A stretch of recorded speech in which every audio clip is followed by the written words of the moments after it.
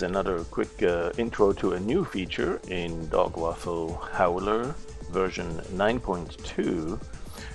You probably are familiar with storing an image that's been around for many generations of Dogwaffle.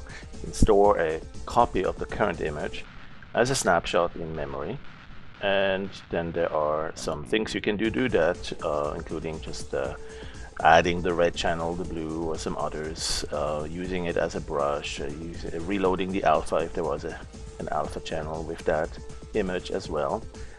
So that's storing the image. If you happen to have a let's say a selection mask, let's do something like this oval with the marching ants or with the alpha overlay. If you store that image, it also stores the alpha channel. But you could also store the alpha channel by itself, the selection mask here from selecting store alpha, right? So that lets you work with just the alpha channel, just that selection mask. So that's another asset that you can store. We have images you can store. You have, let's see, clear the selection here. You can restore the image from that. You have the selection mask you can store. You can replace that. And you can even brushes. If you pick this thing up as a custom brush, for instance, like this, you now have this as a custom brush. You can see it in the preview. You can give it full opacity if you want to paint with it that way. And you can store this brush too. So that's another asset that you've been able to store for quite a while now. So you can store images, you can store brushes, you can store the selection mask. And now something new that you can also store is the animation. All right, so here I just restored the animation that was from this little poser walk sequence, and that I had loaded perhaps from an AVI file or an image sequence, did some work on it, and now I want to work with that some more. In fact, here's another one. This one's just a single image. I'm going to now replace this animation with a new one, 30 frames long.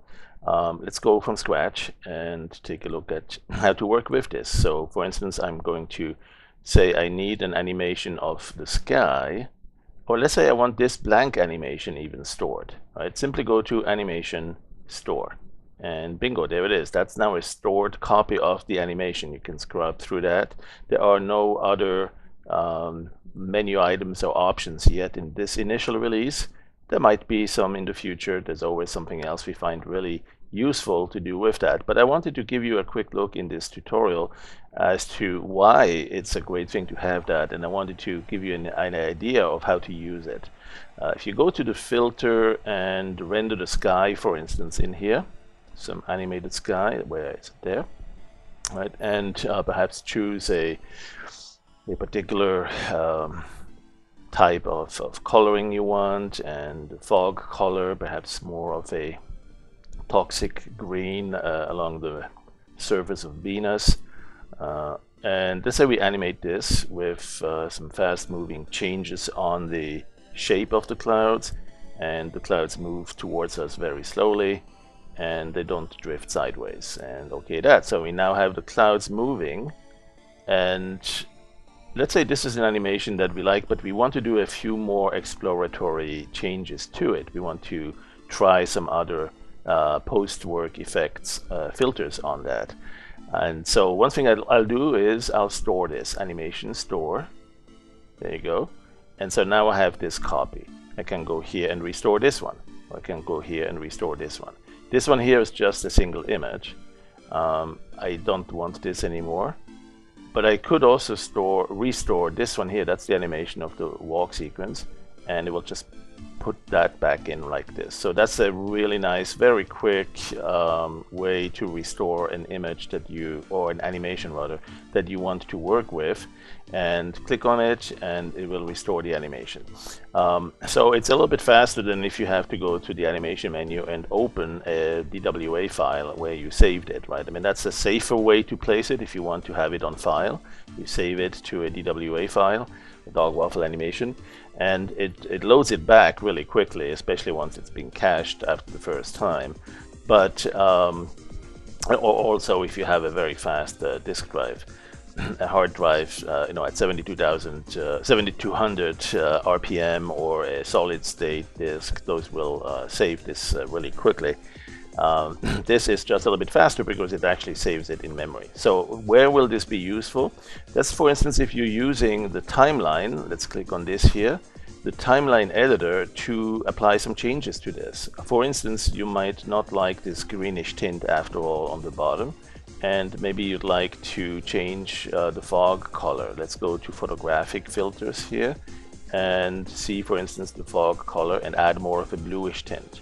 Right, apply that, and then apply it again, and then apply it again, and you say, oh, that's a little bit too much. Let's go redo, go back to this. Right, now you can do an undo one level here too. It has cached each of the frames as it was making changes to it, so you can do one level of undo. But if you went too many times, let's see, 2, 3, 4 times, and made some changes, and you change your mind, you want to go back to something you had taken this snapshot from, that's exactly where this is going to be handy. So let's go back to this and say, okay, let's try something different. Let's say sunset filter. In this one, we can actually change the colors a little bit from the top to the bottom. So here we have the sunset reddish colors at the top, and kind of maybe we'll give it a bluish tint at the bottom, or make it very dark, multiply it to darkness. So let's apply that, and if we apply it again, it gets even darker. Maybe we can go and apply image, where is it, expand dynamic range, and at that point that might be a good one to store as well. So we have now 2 animations we can play with. Right, we have this one here, and we have this one. We can go back to this and redo that, and so compare these. We have 2 animations. Let's store this one, and side by side, maybe you can see which one you like better on the contrast or on the brightness, and if that's the winner, maybe we don't need this one anymore. Let's go and do some more changes to that. Let's say we want to brighten it up a little bit, or add some light diffusion. Light diffusion is always a great one to apply for a little bit more visual realism, kind of a little bit of a glary look. Maybe we want to add some others. I don't know, maybe some snowfall. Let's get some snowfall there, and not so bright. It's pretty dark, so let's give it kind of a gray tone, and a little bit of a wind blowing to the right, not so fast, and more of these snowflakes, but also smaller size and a bit more turbulent. So let's apply that and see what that gives us, and there it is. So maybe we like this animation, and let's go and store that one. Alright, so the thing I want to show you basically is that you can work now with these assets, these little short animations, and start doing things with these together, and eventually perhaps also combine them. So for instance, if you say this is the animation you want now at the end, or perhaps just one more change to that. Let's see, what else could we do here? Perhaps well, one more fog, or where is it? Photographic. There, photographic fisheye. No. Well, that looks interesting, but odd. Let's see, Mystic Vision. Ooh, yeah, that could be nice. Let's do a little bit of a dark vision or Mystic Vision.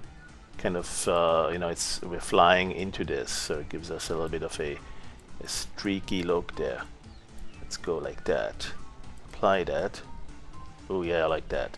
So let's go and save or store this one. Now this one we are now going to store first of all, but we'll also load it into the swap buffer as an animated swap buffer. Now for that, we don't have a shortcut quite here yet. So what we'll do is we'll save it to either an AVI file or a DWA. There it is, dog waffle animation. And I'm going to say this is my background with snow, and there it is, very quick save. And now I can designate this as the animated swap buffer. That's done from the animation menu, animated swap image. Right, open a DWA, the one we just saved. There it is, background with snow. So now it's using that, and if I load a different animation, let's say I'm loading this walk sequence, there you go, I still have the swap buffer designated in the background. You can see that by clicking here on the preview the thumbnail that shows the current view of the image buffer. Click on that and you'll see that it's actually combining with something from the swap buffer that is indeed animated, that animated swap buffer. That's down here, right there, right? So what we can do now is combine the two in a number of ways. One is, for instance, from the timeline, we can composite these with the blue screen.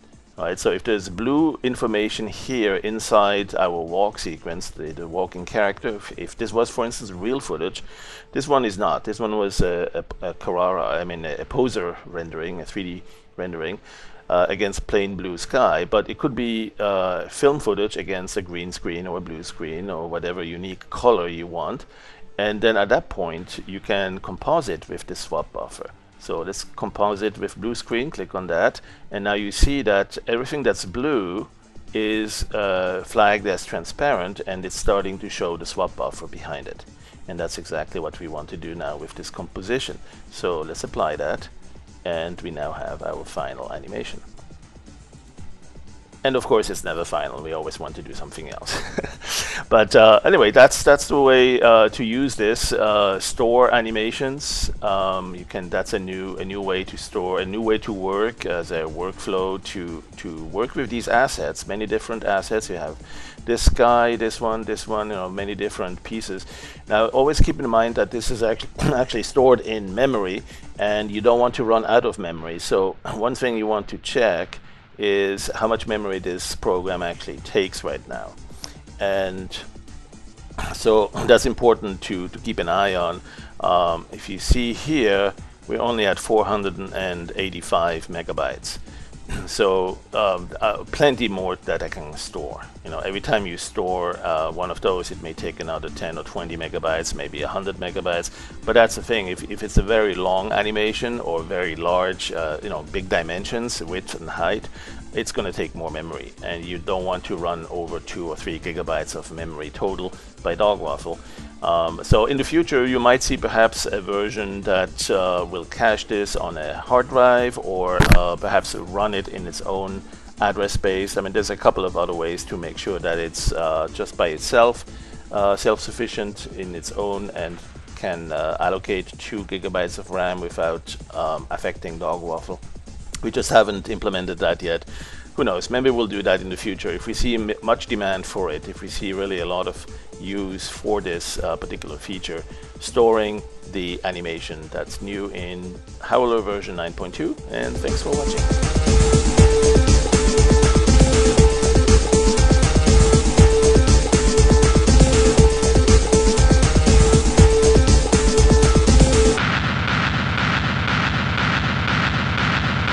Funky music.